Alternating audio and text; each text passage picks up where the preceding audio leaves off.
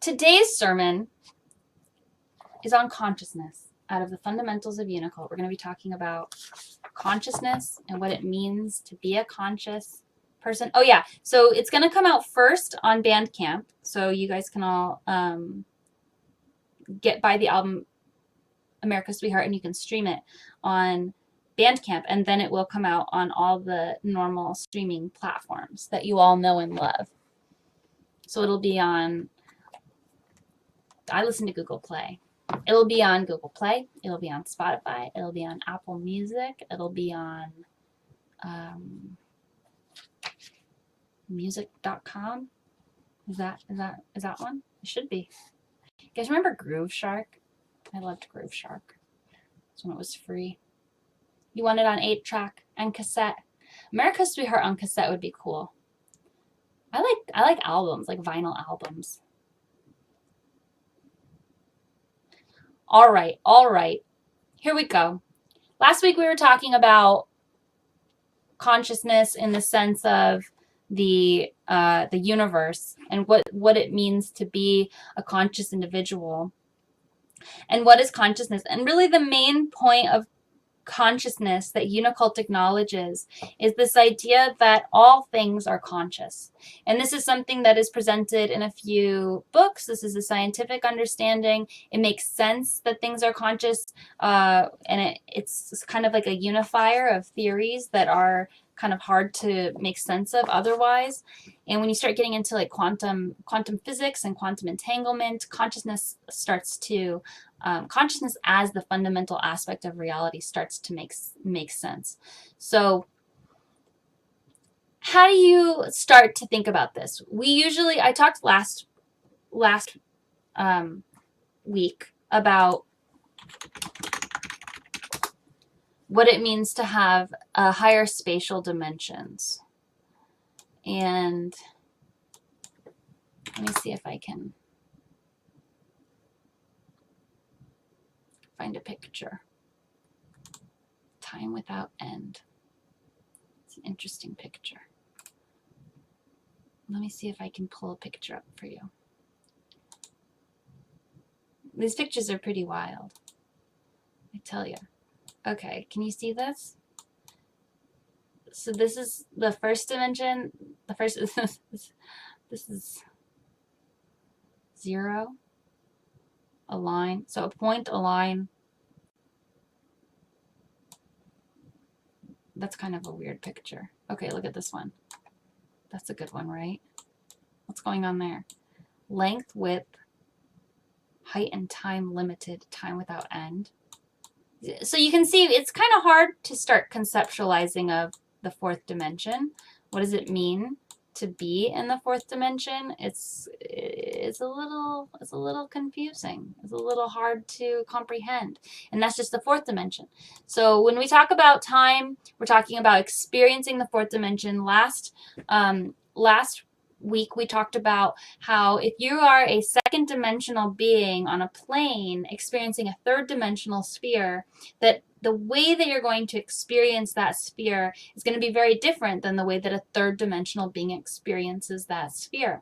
We use this example to start to conceptualize of the fact that other dimensions are more complex and exist in their fullest sense in a different way than we are capable of experiencing them in this dimensional reality. That doesn't mean that you can't experience them. It just means that you experience them in a way that is in a way that is limited by your current dimensional reality. Thank you, Donald. Is it a circle of varying widths in 2D? Yes, Shelby. So it starts as a pinpoint, and then it goes to a circle, and then it gets to a bigger circle, and then it gets smaller again into a pinpoint. So that's how a sphere passes through a two-dimensional plane. So when we use this example, we start to understand, oh, the way that the second dimension experiences a third-dimensional sphere is in its own way. It's in a different way than the way that we would experience it in the third dimension. And in the fourth dimension, it's different too. So we have to explain this all in a way that makes sense to our third dimensional reality and our understanding of ourselves as entities moving through time. Because we know that time isn't real in the sense that we know that you can experience all of time at once. You can be outside of time. And we don't necessarily have that ability. We do talk about, in Unicult, we talk about the ability to move into the fourth dimension by finding a non-reactive place. And it's interesting, it was brought up earlier about domestic abuse and about my history of being violent toward people when I was feeling trapped or unable to communicate, and my ability to overcome that. And I truly believe that that is the example of rising into a higher dimensional frequency.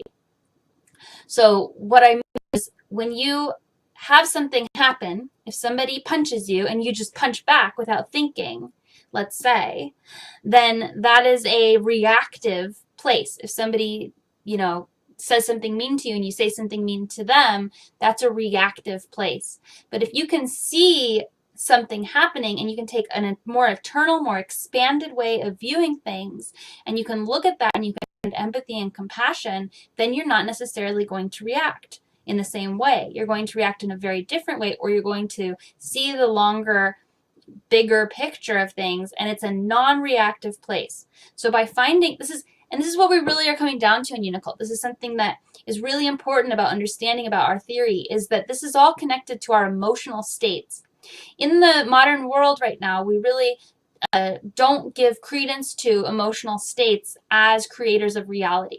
We have modern psychotherapy and psychology, which give us clues into the power of our consciousness, but we don't necessarily understand how important our emotional reality is to actually creating our reality. And that's something that we're going to start finding out more and more. And the reason why we say this is because our point of understanding, all things are information. If you see the universe as points of information, as conscious points of information, imagine that you are God, or the highest thing, or that which all things are. If you could find the conglomeration of all things, if you could move through reality freely and you could implant your consciousness, you could actually experience what it's like to be another person. You could experience what it's like to be a measuring tape. You could experience what it's like to be Pluto. You can experience what it's like to be a grain of sand on Mars. You can experience what it's like to be a shooting star. You can experience the information that is gathered. And the only way that information can be recorded is through consciousness. It has to be aware of itself. When I tried to kill myself and I died, I didn't actually die. It was 2 hours before dying, but I was very close to being in a state of what it was like. I was there, consciously I was there. I was ready to be wherever the afterlife was, and I went there. I was unconscious for quite a while before I was resuscitated. And what I found was what I expected to find, which is nothingness.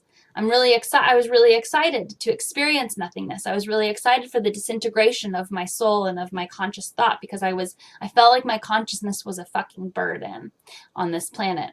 And I've learned how, that's a different topic. Okay, so that's what I felt. So I was ready for death. I was ready for disintegration. That's what I thought death was. And I entered into this state of nothingness, which is what I wanted. It was just black. It was nothing. And I thought, that is the afterlife. That's the afterlife that I wanted. So that's the afterlife that I created. That's the afterlife I would have gone into. It's just a black space. But a few years later, I realized it wasn't nothingness, because I was there. My consciousness was still there, observing the black space. So eventually, I believe, I would have gotten bored of my nothingness reality, and I would have started thinking, well, what could I do? And I would start creating a new version of reality, and I would find worlds or, sections of reality that matched my energetic understanding of reality. So your consciousness is holy. Your consciousness is that which makes the universe work, because it is observation-based. Because you are a point of observation, you are a sensor. Consciousness is a sensor.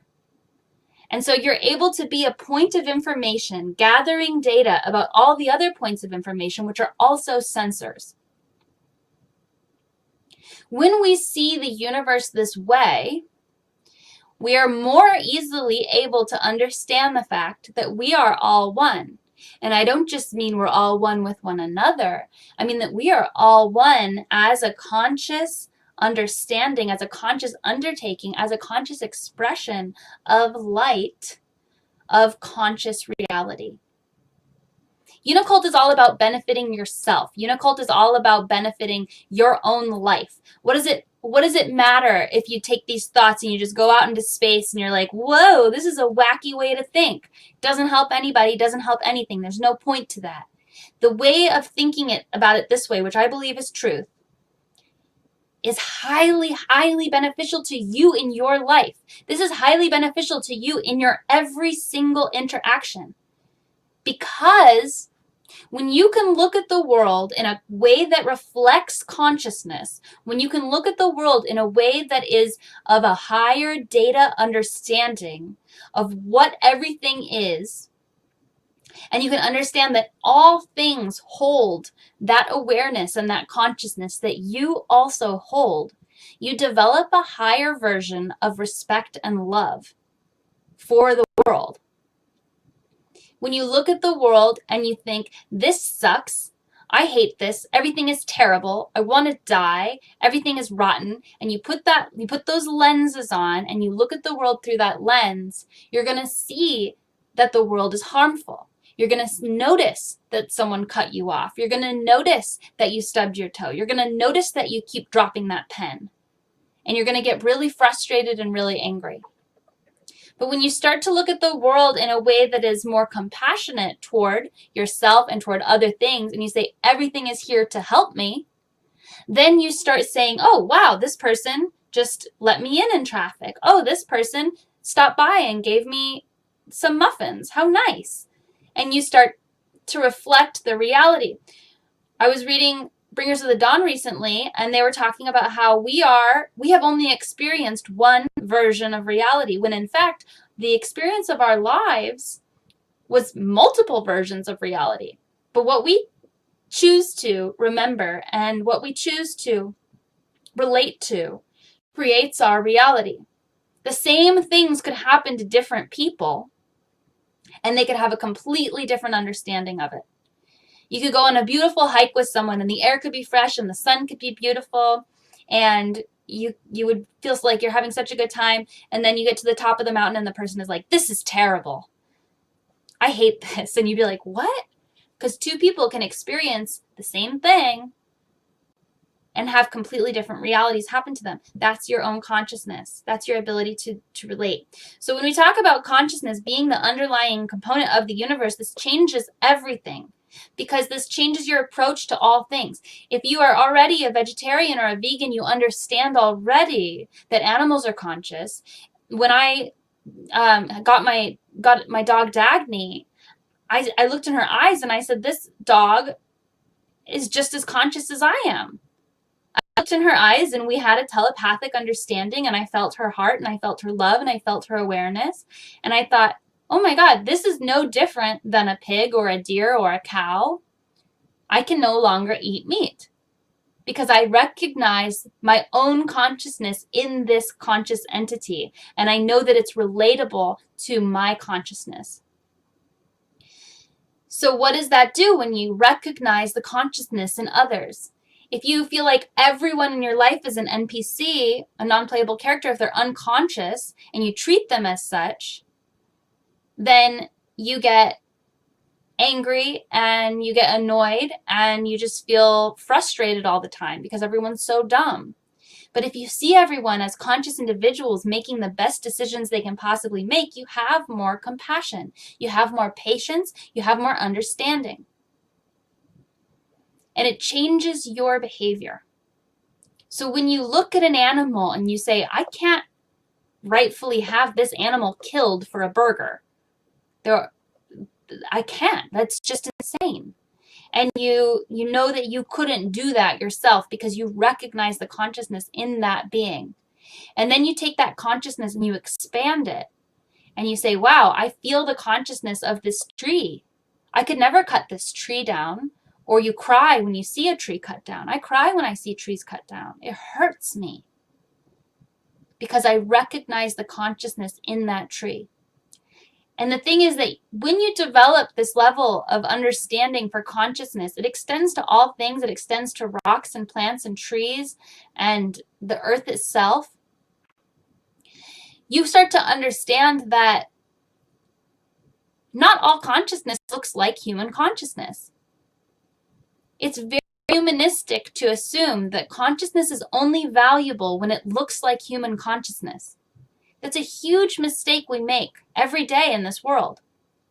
If we can start to value different types of sensors as conscious entities, and we can understand that all things deserve to be treated with respect, and we have to make the best decision we can. There's a trap here, right? What is the trap? The trap is, I don't want to cause any harm, so I don't want to do anything. How am I supposed to eat anything? How am I supposed to live if everything is conscious? Not everything is conscious like a human. Fruit, I believe, desires to be eaten. The seeds of the fruit are in the fruit, and they go into the body, and you help spread. There's a symbiotic relationship there. Can I prove that? No. But what I can do is tune into the tree. I can tune into the way that I have a fig tree outside my window. I'm so blessed. I can tune into this fig tree, and I can tune into how I feel like this fig tree is offering these fruits to me, and how when it needs something, like more nitrogen in the soil like it did last year, I can listen, and I can put a bunch of nitrogen, I can put some manure down, and I can feed this tree, and the tree can feed me. And we're in a symbiotic relationship. It's of respect. It's not that I go and I just say, the tree likes when I kick it and take its fruit. It's not about that. It's about respecting life. It's about respecting consciousness, and it's about believing in the balance of reality. It's about believing that when you come from a state of love and you come from a state of harmony, that you will be shown the path of harmony, that you will be shown the path that you can take that is respectful of the highest number of people, the highest number of animals, and the highest level of reality. I wouldn't very much like if you sat on me, if you just came and you just like flopped your body on my body. I don't think I would like that very much. But I think a rock or a boulder that's been warmed by the sun really likes when people do that. I can feel the boulder's joy when I lay on a big boulder that's been soaking in the sun, and I hug it and I share my love with it. So not everything is like a human. Not everything has the same experience. Not every person has the same experience. But when we talk about these ideas of consciousness, they are important, not only because I believe they're true, but because they will radically shift your consciousness. They will radically shift your approach to how you interact with the world in a way that benefits you. If you are pissed off and you go and you kick a boulder and you sit on it and you just say, stupid rock, you're going to feel like shit inside. But if instead you say, what a beautiful rock, I can feel the earth's energy in this, and I want to lay on this rock and share this moment with this rock, you are living in a higher way of being. You are living in a state of gratitude and appreciation and abundance.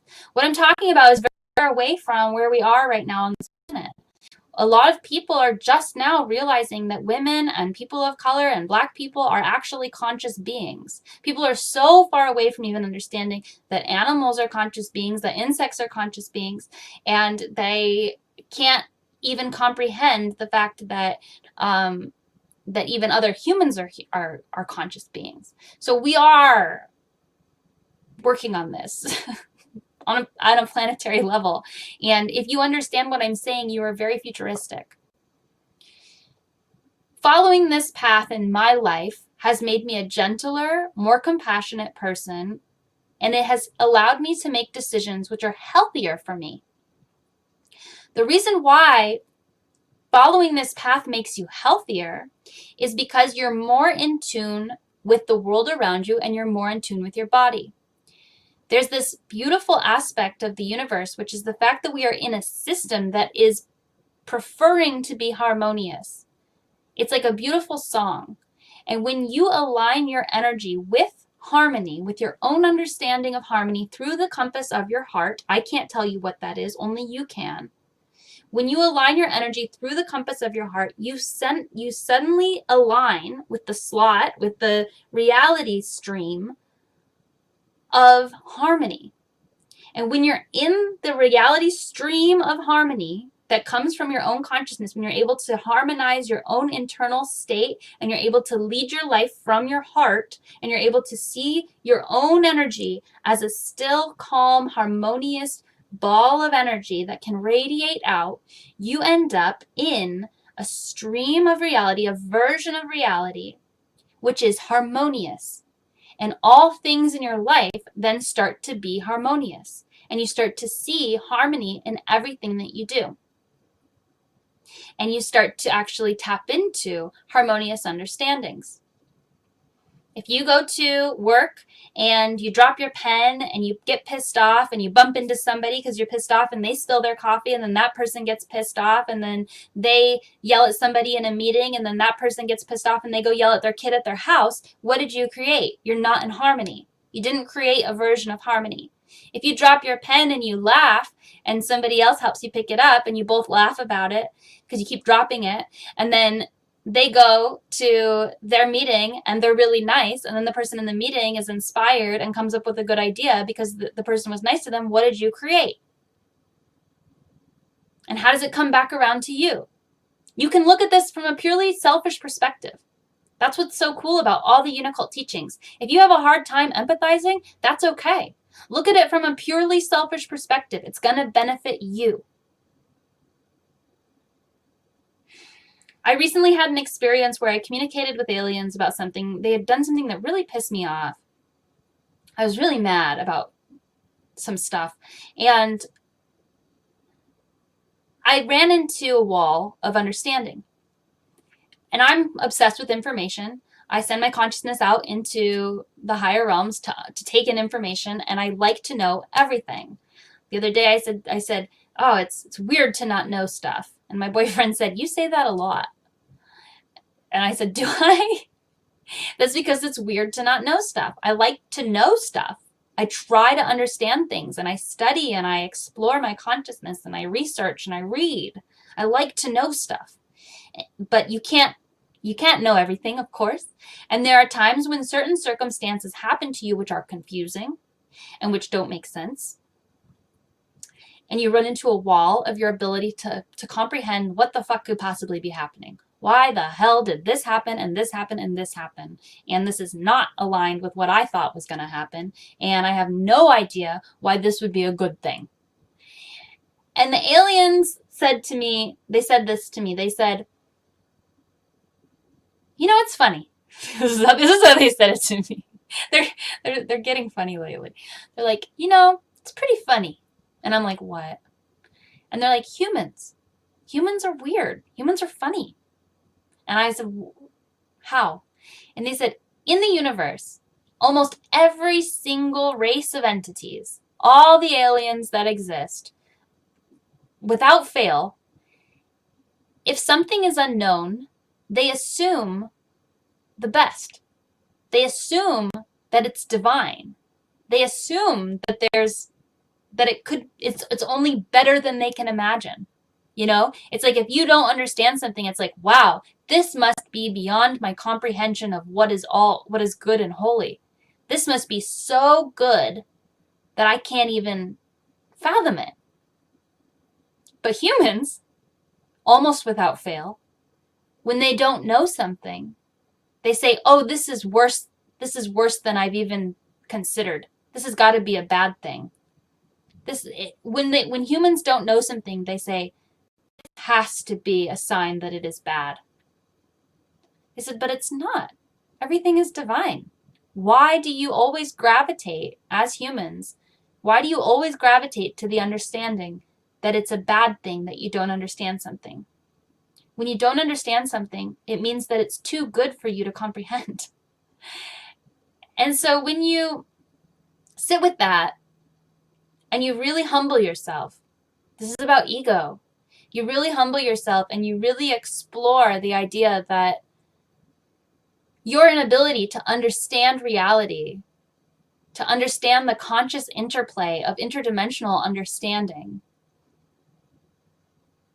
is about how good things can be and the potential for that to be good.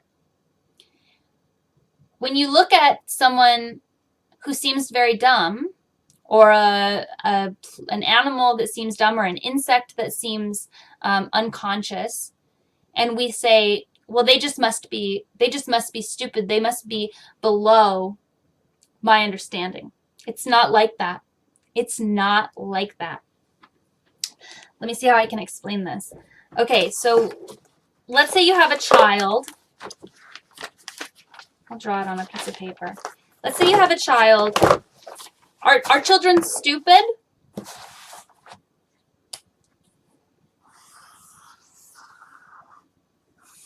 Are children stupid?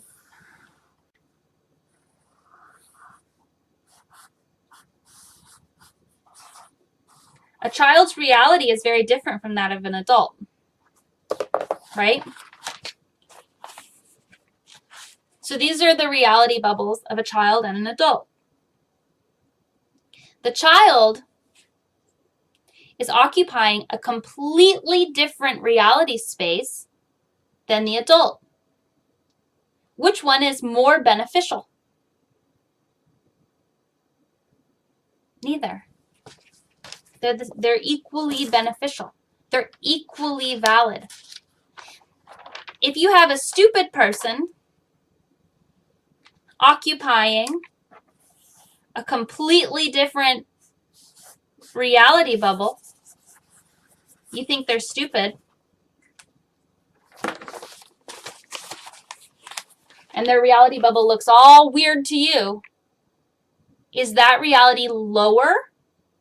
Is that less valuable than your reality as a conscious, intelligent adult? No. They are occupying a different aspect of consciousness. Is a rock stupid? Is the consciousness of a rock worthless?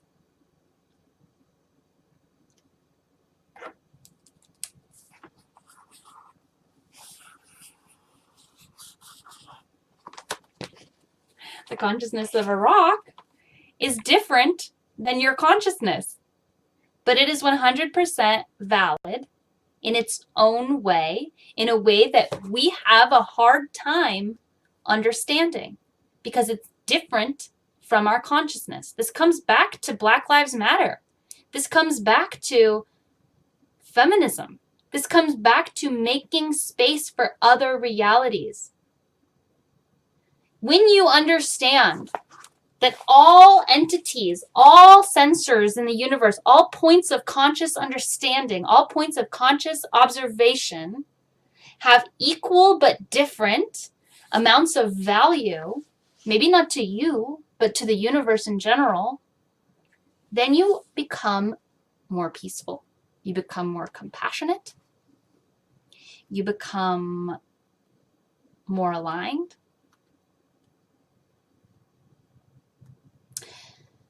Yeah, I think Jackie brings up a good point about cats being vegan, right? You can make your own decisions about your own consciousness. And this is probably not the point you're talking about, but I have heard that cats cannot become vegan. They will die. So as a caretaker of an entity that has a different level of consciousness than you, a different reality, you don't get to make those decisions. You just get to be a caretaker of the highest possible way and make those decisions for them in the way that benefits them. You have to empathize. If you're in a position of power over an entity like an animal or a tree or a rock, and you're in a position of power where you can influence their relationship, then you have to do what you can to empathize. You have to do what you can with the power of your potential consciousness to sit with that animal or that rock or that tree and try to understand what is their experience of reality. How do they experience reality? What is aligned for them? How can I come from a heart-centered place without putting my understanding onto them? And how can I align my energy to match theirs so I can understand what they need? My snake eats mice. She eats mice. It freaks me out. I would never eat a mouse. I think it's wrong to eat mice. Is it wrong for my snake to eat a mouse? No. Maybe it's wrong to be a snake owner. That's my own decision to make. But is it wrong for me to feed an animal that's already in my care the food that it can eat? No. That's the right thing to do because we're the caretaker. It's very complicated, but we have to understand there is a level of balance that happens, and we all have to do what we can to align with our own harmony and trust that everyone else is doing that too. Consciousness itself isn't biased. The reason why good and evil exist in this universe isn't because of some conscious God punishing you. It's just a fundamental law of the universe. It's like gravity, right? Like, because gravity exists, if you fall down, is that the earth hating you? Consciousness exists in a spiral. This is like consciousness through time. It looks like this. And this, if you're going through your spiritual evolution and you think, oh, I'm thinking about what it means to eat animals. And then you come up here and you're like, oh, I'm thinking again about what it means to eat animals. Why am I thinking about this again? And then you come up again, you're like, oh, I'm going to decide to be a vegetarian. And then you're coming up again and you say, oh, I think I'm going to keep thinking about animals. And you hit the same point of thought. This isn't just about veganism or vegetarianism or anything like that. But coming up time and time again, you say, well, I'm thinking about society. I'm thinking about society. I'm thinking about society. I'm thinking about society. I'm thinking about fossil fuels. I'm thinking about fossil fuels. I'm thinking about fossil fuels. I'm thinking about fossil fuels. These things come around in a cyclical nature, and you hit them over and over again. You go boop, boop, boop, boop.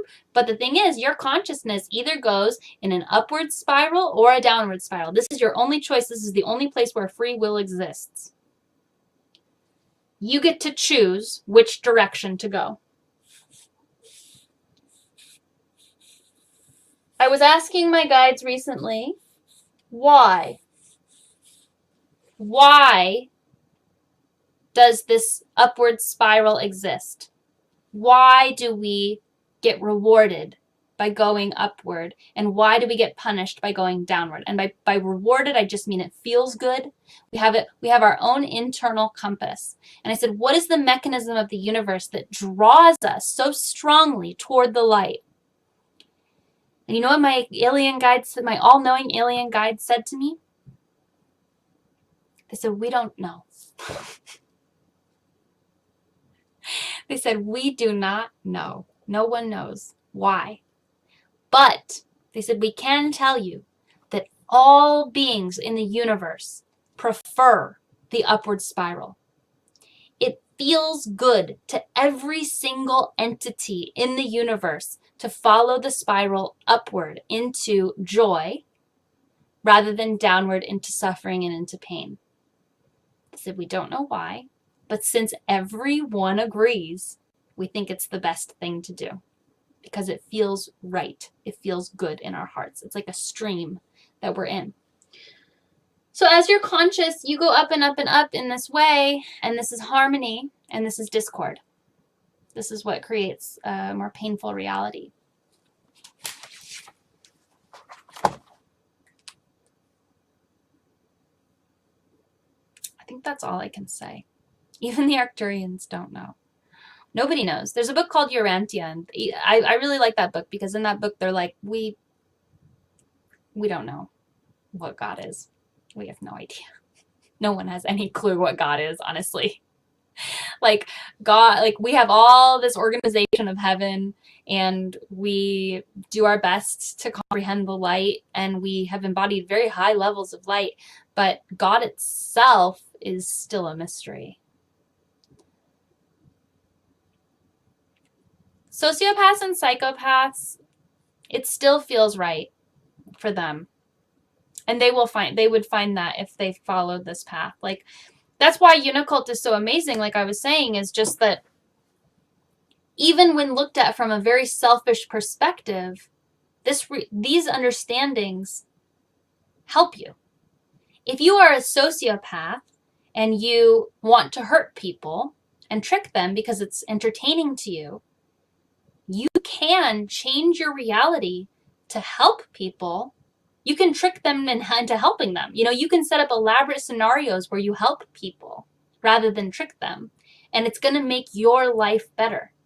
The thing with sociopaths is that they don't have empathy. They don't care about other people. And they are highly intelligent and they're bored. So where is there more? What is the draw of moral behavior? How do you convince a sociopath to be a kind or good person if they don't have empathy?